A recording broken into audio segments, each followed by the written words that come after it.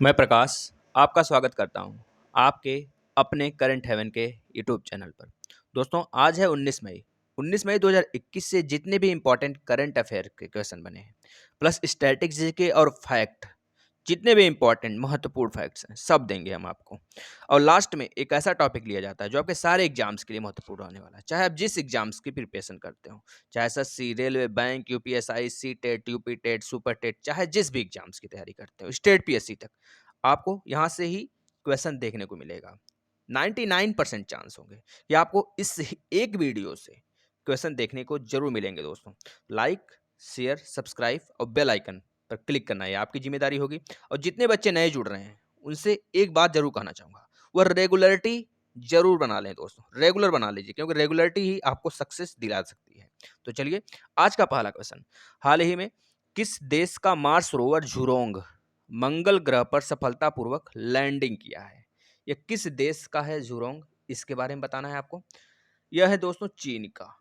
चीन का है दोस्तों ये झुरोंग, यानी कि चीन ने 15 मई 2021 को 15 मई 2021 को 15 मई 2021 को लाल ग्रह पर अपना पहला मार्स रोवर झुरोंग झुरोंग उतारने की उपलब्धि सफलतापूर्वक हासिल की है। दोस्तों चीन ऐसा करने वाला दूसरा सेकंड देश बना है। तो पहला कौन है? पहला है यूएसए, अमेरिका। दोस्तों अमेरिका पहले नंबर पर और दूसरे नंबर पर चीन अब यह उपलब्धि हासिल कर ली है। दोस्तों दोस्तों यहाँ पे बात हुआ है, यह सतह पर उतर कर और तुरंत उसमें संपर्क अपना खो चुका है। मतलब कि अगर बात करें अन्य कभी देशों ने, जितने भी देश उतरे हैं यहाँ पे, जितने भी देश यहाँ पे गए हैं, ऐसी बात नहीं कि दूसरा ही देश है, बहुत सारे देश गए हैं। देश जिन्होंने कोशिश की है या तो दुर्घटनाग्रस्त हो गए हैं या सतह पर पहुंचने के तुरंत बाद संपर्क खो चुके हैं। बहुत सारे देशों ने वाहन ने, जो चीन का वाहन है दोस्तों, जब नीचे उतरा वहां पे तो सुरक्षा के लिए कैप्सूल, एक पैरासूट, एक रॉकेट प्लेटफॉर्म के संयोजन का उपयोग वहां पे किया गया। दोस्तों यहाँ पर जो झुरोंग है इसका मतलब होता है अग्नि का देवता। अग्नि का देवता यानी कि जो 93 वन ऑर्बिटर पर मंगल ग्रह पर ले जाया गया था, चीन का मार्स रोवर, जिसे चीनी पौराणिक कथाओं में एक प्राचीन अग्नि देवता नाम पर झुरोंग कहा जाता था। एक प्राचीन इसके देवता थे जिनके नाम पर इसे झुरोंग कहा जाता था। दोस्तों याद रखेंगे चीन राष्ट्रीय अंतरिक्ष प्रशासन की स्थापना कब हुई थी? तो 22 अप्रैल 1993 को। चीन राष्ट्रीय अंतरिक्ष प्रशासन के प्रशासक कौन थे? बता देंगे झांग केजियन। चीन राष्ट्रीय अंतरिक्ष प्रशासन का मुख्यालय कहां पर है? बता देंगे हैडियन जिला, बीजिंग में पड़ता है। चीन के बीजिंग में हैडियन जिला पड़ता है, वहां पर है। दोस्तों यहाँ पे बात हुआ है चीन का, तो चीन के बारे में सब कुछ जानते हैं, आप ध्यान से सुनते रहिए, नोट्स भी प्रिपेयर करते रहिए। विश्व में सबसे ज्यादा बॉर्डर शेयर करने वाला देश है, 14 देशों से जो शेयर करता है, सीमा साझा करता है, वह है दोस्तों चीन। अगर सबसे बड़ा बॉर्डर बोला जाए किस देश का है तो कनाडा। तो चीन जो है 22,000 किलोमीटर सीमा साझा करता है डिफरेंट डिफरेंट कंट्री से। यहाँ के राष्ट्रपति शी जिनपिंग, यहाँ की करेंसी रेनमिनबी या फिर युआन। दोस्तों 14 देश कौन कौन से हैं तो बता दें, Kazakhstan, Kyrgyzstan, Afghanistan, Pakistan, Bharat, Nepal, Bhutan, Myanmar, Vietnam, उत्तरी कोरिया, मंगोलिया, रूस, कजाकिस्तान और लाओस। दोस्तों इसके संसद का नाम है नेशनल पीपल्स कांग्रेस। दोस्तों दो संसद का नाम और आपको याद रखना है, रूस के संसद का नाम ड्यूमा, जापान के संसद का नाम डायट, भारत के संसद को पार्लियामेंट यानी कि संसद ही बोलते हैं। दोस्तों याद रखेंगे। दोस्तों हाल ही में लॉन्ग मार्च 5 रॉकेट भी लॉन्च किया गया था यहाँ पे। अप स्टार 6D दूरसंचार उपग्रह लॉन्च हुआ था। ई कचरे का सबसे बड़ा उत्पादक देश चीन ही है। हाई स्पीड मैंगलेव का सफलतापूर्वक परीक्षण यहाँ पे किया गया था। बाइडू यहाँ का नेविगेशन सैटेलाइट है जो कि यहाँ पे लॉन्च किया गया था चीन में। हाल ही में चीन ने अपना पारंपरिक लालटेन महोत्सव मनाया था। दोस्तों चीन को एशिया का मरीज कहते हैं, जैसे तुर्की को यूरोप का मरीज कहते हैं। चीन की मुद्रा युआन या रेनमिनबी जो हमने आपको बताया। टकलामाकन मरुस्थल जो यहीं पर स्थित है और साथ ही मंगोलिया में भी फैला हुआ है। एशिया की सबसे लंबी नदी यांगसियांग जो यहीं पर स्थित है। भारत और चीन के बीच मैकमोहन रेखा स्थित है। याद रखेंगे दोस्तों 2020 का जो आपका दोस्तों 2020 का जो ओलंपिक गेम होने वाला था वह तो जापान में 2021 में होगा, मतलब होगा। और जो 2022 का एशियाई खेल चीन में आयोजित होगा, ये चीज याद रखेंगे। और जो 2022 का जो शीतकालीन ओलंपिक वाला है दोस्तों गेम, वो भी चीन में आयोजित होगा, यह बात भी याद रखेंगे। दोस्तों हाल ही में जो चीन ने अपने मंगलयान रोवर का नाम झुरोंग रखा था, जो अभी हाल ही में मंगल ग्रह पर पहुंचा है। दोस्तों याद रखेंगे। दोस्तों यहाँ पर भारत और चीन के साथ एक हैंड इन हैंड युद्ध अभ्यास होता है। चीन और भारत के बीच। याद रखेंगे दोस्तों इतनी बातें यहाँ से। चलते हैं नेक्स्ट क्वेश्चन की तरफ। हाल ही में भारतीय अमेरिकी मीरा टंडन को किस देश के राष्ट्रपति का सलाहकार नियुक्त किया गया है दोस्तों? किस देश के राष्ट्रपति का सलाहकार नियुक्त किया गया है? मीरा टंडन दोस्तों याद रखेंगे। पहले तो यही याद रखेंगे जो मीरा टंडन है यह किस देश की राष्ट्रपति के सलाहकार नियुक्त हुई हैं? तो बता देंगे व्हाइट हाउस। यानी कि आपको पता होगा सीनेट, जैसे हम लोग के यहाँ संसद होता है, लोकसभा राज्यसभा, उसी तरह वहाँ का सीनेट होता है। लोकसभा को हम लोग सीनेट बोलते हैं, अमेरिका के संसद को सीनेट बोला जाता है। दोस्तों यह है अमेरिका की बात कर रहा है। अमेरिका के जो राष्ट्रपति हैं जो बाइडेन के जो सलाहकार नियुक्त हुई हैं मीरा टंडन दोस्तों, यह भारतीय अमेरिकी मूल की हैं, इस वजह से इंपॉर्टेंट हो जाती है दोस्तों, याद रखेंगे। दोस्तों यहाँ पे बात हुआ अमेरिका का, तो अमेरिका का capital Washington DC, currency dollar, राष्ट्रपति यहाँ के 46वें नंबर के बता देंगे दोस्तों जो बाइडन, और 49वें नंबर की उपराष्ट्रपति कमला हैरिस। दोस्तों अमेरिका यानी कि यूएसए दोस्तों उत्तरी अमेरिका में स्थित है, याद रखेंगे। यूएसए और प्लस कनाडा के बीच में एक पैरेलल लाइन है, 49वीं पैरेलल लाइन, जो सबसे शांति वाली लाइन कहा जाता है पूरे वर्ल्ड में। दोस्तों यहाँ पर जो यूएसए कनाडा के बीच अंगुली नुमा 5 अंगुली के आकार का 5 झील बना हुआ है, जिसका नाम है क्रम से सुपीरियर, मिशिगन, ह्यूरन, ईरी और ओंटारियो। याद रखेंगे दोस्तों उत्तरी अमेरिका में सब एक पर्वतमाला है जिसको बोलते हैं रॉकीज पर्वतमाला। उसका सबसे ऊंचा चोटी का नाम क्या है? बता देंगे मैककिनले। दोस्तों याद रखेंगे दोस्तों। तो अमेरिका में 50 राज्य हैं, 50 राज्यों में सबसे बड़ा राज्य टेक्सास है। तो अमेरिका में ही यानी कि यूएसए में प्रेरी घास के मैदान भी पाए जाते हैं, याद रखेंगे। चलते हैं नेक्स्ट क्वेश्चन की तरफ। हाल ही में किस संस्था ने अब्दुल जब्बार सामाजिक न्याय चैंपियन पुरस्कार बनाने की घोषणा की? दोस्तों हाँ दोस्त, बनाने की घोषणा की है।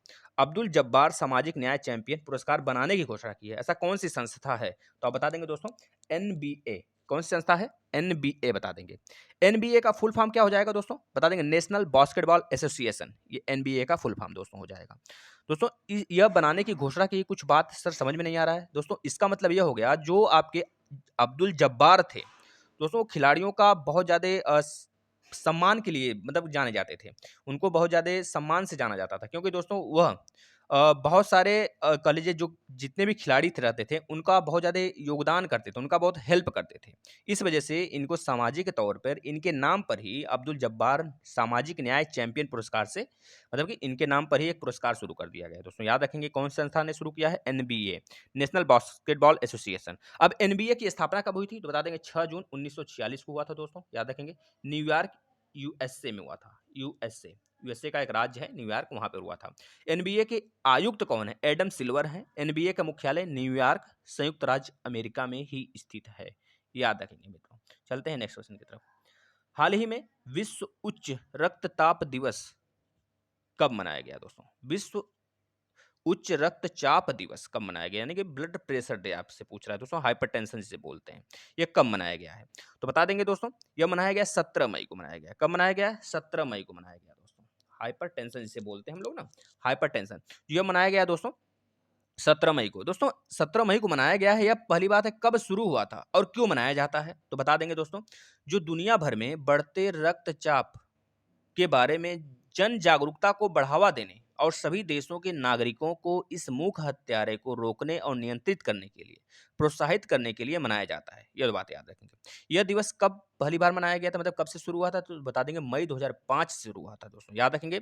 जो दोस्तों अगर बात किया जाए विश्व रक्तचाप दिवस, अपने रक्तचाप को सटीक रूप से मापना, इसे नियंत्रित करना, लंबे समय तक जीवित रहना, यह इस बार का यानी कि 2021 का विषय है। यानी क्या विषय है दोस्तों? तो बता देंगे major your blood pressure accurately, control it, live longer. दोस्तों इसको नोट कर लेंगे, एक बार फिर से सुनिए।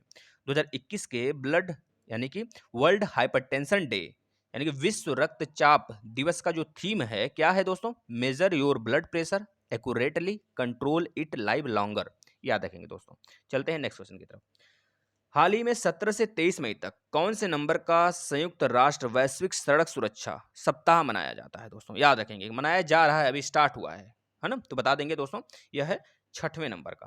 पहले तो यही याद रखेंगे 6 नंबर का है दोस्तों, यह 6 नंबर का है दोस्तों, यह 6 नंबर का है। तो यह चीज आप याद रखेंगे। और एक बात, यह किसके द्वारा मनाया जा रहा है दोस्तों? WHO द्वारा मनाया जाता है। तो WHO की स्थापना 7 अप्रैल 1948 को हुआ था। WHO संयुक्त राष्ट्र की एक विशेष एजेंसी है जो अंतर्राष्ट्रीय सार्वजनिक स्वास्थ्य के लिए जिम्मेदार होती है। WHO का मुख्यालय जिनेवा स्विट्जरलैंड में है दोस्तों, याद रखेंगे। WHO के वर्तमान अध्यक्ष टेड्रोस एडानोम गैब्रियस, यह है अफ्रीका के दोस्तों, याद रखेंगे। चलते हैं नेक्स्ट क्वेश्चन की तरफ। हाल ही में 10वां इटालियन ओपन खिताब किसने जीता है दोस्तों?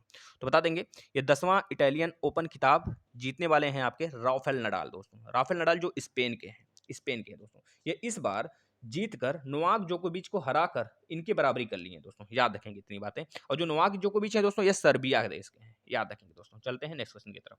हाल ही में किस केंद्रीय मंत्री को अंतर्राष्ट्रीय अजेय स्वर्ण पदक से सम्मानित किया गया दोस्तों? तो बता देंगे, जो हमारे डॉक्टर रमेश पोखरियाल निशंक हैं। डॉक्टर रमेश पोखरियाल, केंद्रीय शिक्षा मंत्री डॉक्टर रमेश पोखरियाल निशंक ने दोस्तों इस पुरस्कार को पाया है। याद रखेंगे, उस पुरस्कार को पाया है डॉक्टर रमेश पोखरियाल निशंक ने दोस्तों। याद रखेंगे दोस्तों, केंद्रीय मंत्री हैं। अब आपको जितने भी केंद्रीय मंत्री याद हों, सबके बारे में लिखिए। जैसे पीयूष गोयल है, रेलवे मंत्री। एस जयशंकर है दोस्तों, विदेश मंत्री।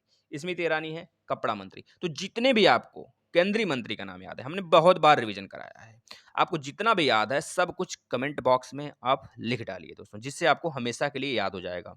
किसी भी एग्जाम में आप नहीं भूलेंगे। चलते हैं नेक्स्ट क्वेश्चन की तरफ। हाल ही में विश्व एड्स वैक्सीन दिवस कब मनाया गया दोस्तों? तो बता देंगे, हाल ही में जो विश्व एड्स वैक्सीन दिवस मनाया गया है, वह तो मनाया गया है दोस्तों 18 मई को। दोस्तों एड्स दिवस नहीं, एड्स वैक्सीन दिवस। एड्स दिवस तो 1 दिसंबर को मनाया जाता है, कंफ्यूज नहीं होंगे दोस्तों बिल्कुल। और एड्स वैक्सीन दिवस 18 मई को मनाया गया दोस्तों। जो पहली बार मनाया गया था, यह कब मनाया गया था पहली बार? तो बता देंगे 1998 में यह पहली बार मनाया गया था दोस्तों। याद रखेंगे इतनी बातें दोस्तों। जो अगर बात किया जाए इस बार का, जो इस बार का है एचआईवी संक्रमण और एड्स को रोकने के लिए और टीके की निरंतर दोस्तों बढ़ावा देने के लिए, यह हर साल 18 मई को मनाया जाता है। ये क्यों मनाया जाता है अगर आपसे पूछा जाता है तो बता देंगे, हर साल ये इसलिए मनाया जाता है, जो संक्रमण होते हैं एड्स से, एचआईवी से, उसको रोकने के लिए और उसके टीके सबको लगवाने के लिए दोस्तों, लोगों को गर्वान्वित फील कराने के लिए इसको मनाया जाता है हर साल 18 मई को। नेक्स्ट क्वेश्चन, हाल ही में अंतर्राष्ट्रीय संग्रहालय दिवस कब मनाया गया दोस्तों? हाल ही में जो अंतर्राष्ट्रीय संग्रहालय दिवस मनाया गया है दोस्तों, वो बता देंगे कब मनाया गया है। तो बता देंगे यह भी 18 मई को मनाया गया है। अब दोस्तों यहाँ से एक क्वेश्चन हमारा है आपसे दोस्तों, जितने भी मई के दिवस हैं हमने आपको बहुत बार रिवीजन कराया है, तो आप जितने भी आपको याद हैं सब आप कमेंट बॉक्स में लिख डालिए, सब लिख डालिए दोस्तों। इसके बाद आपको वो हमेशा के लिए याद हो जाएगा दोस्तों। यहाँ पे बात हुआ है दोस्तों अंतर्राष्ट्रीय संग्रहालय दिवस 2021 का। तो 2021 का जो संग्रहालय दिवस है उसका विषय क्या है? तो बता देंगे, संग्रहालयों का भविष्य, पुनर्प्राप्ति और पुनर्लोकन। यानी कि याद रखेंगे दोस्तों, संग्रहालयों की भविष्य और पुनर्प्राप्ति और पुनर्कल्पना या फिर पुनर्लोकन, दोनों में से किसी एक को याद कर लेंगे दोस्तों। यहाँ पे बात हुआ अंतर्राष्ट्रीय संग्रहालय परिषद की। तो अंतर्राष्ट्रीय संग्रहालय परिषद के अध्यक्ष हैं, बता देंगे सुए ऑक्सॉय। सुए ऑक्सॉय। तो हेडक्वार्टर इसका कहाँ पे है? तो बता देंगे पेरिस, फ्रांस के पेरिस में। दोस्तों संस्थापक कौन है इसके अंतर्राष्ट्रीय संग्रहालय परिषद के? तो बता देंगे चॉन्सी जे हैमलिन। चॉन्सी जे हैमलिन। स्थापना किसने कब हुआ था? बता देंगे दोस्तों 1946 में। इतनी बातें आप यहाँ से याद रखेंगे। चलते हैं लास्ट क्वेश्चन की तरफ।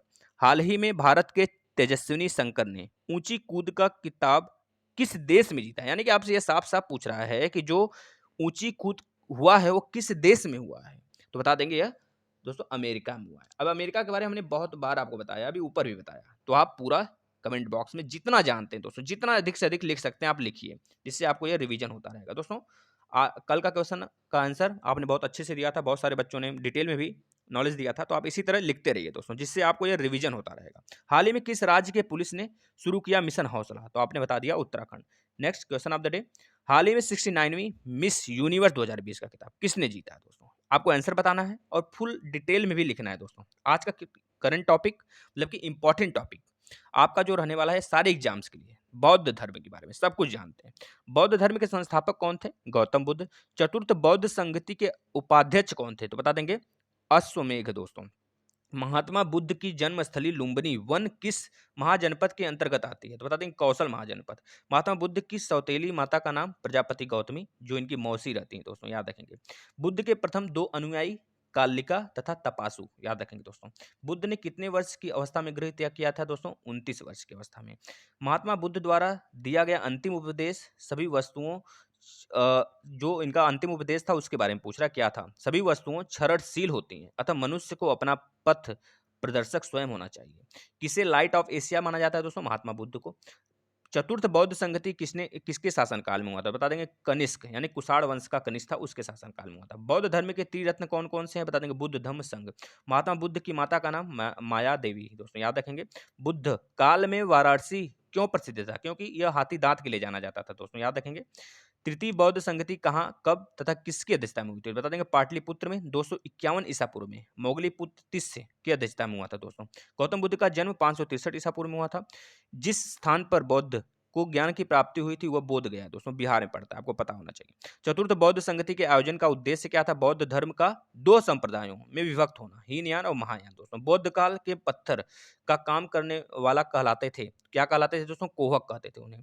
गौतम बुद्ध के पिता का नाम शुद्धोधन, गौतम बुद्ध के बेटे का नाम राहुल, दोस्तों। बुद्ध थे साहित्य में प्रयुक्त संथागार शब्द का तात्पर्य क्या है? बता देंगे दोस्तों, राज्य संचालन के लिए गठित परिषद के नाम से जाना जाता है। गौतम बुद्ध का जन्म स्थान कपिलवस्तु का लुम्बिनी नामक स्थान है, दोस्तों याद रखेंगे। बुद्ध ने अपना प्रथम उपदेश सारनाथ में दिया था, वाराणसी में। महात्मा बुद्ध के गृह त्याग की घटना को क्या कहते हैं? महावृक्ष कमर, दोस्तों। तृतीय बौद्ध संगति का आयोजन किसके शासनकाल में हुआ था? सम्राट अशोक मौर्य के शासनकाल में। महात्मा बुद्ध के बचपन का नाम क्या था? सिद्धार्थ, दोस्तों। इतनी बातें नहीं दोस्तों, अगर आपको वीडियो अच्छा लगता है तो आप ज़्यादा से ज़्यादा शेयर करिए और अपने मित्रों को जोड़िए, दोस्तों, जिससे आप उनको जोड़ेंगे तो उनको भी अच्छा लगेगा कि हाँ, मेरा मित्र कहीं हमको अच्छे प्लेटफॉर्म पे लाया, दोस्तों। तो आपसे एक विनती है, रिक्वेस्ट है कि आप ज़्यादा से ज़्यादा शेयर करें, अपने जानने वाले को दोस्तों सब्सक्राइब करवाएं, दोस्तों। धन्यवाद मित्रों।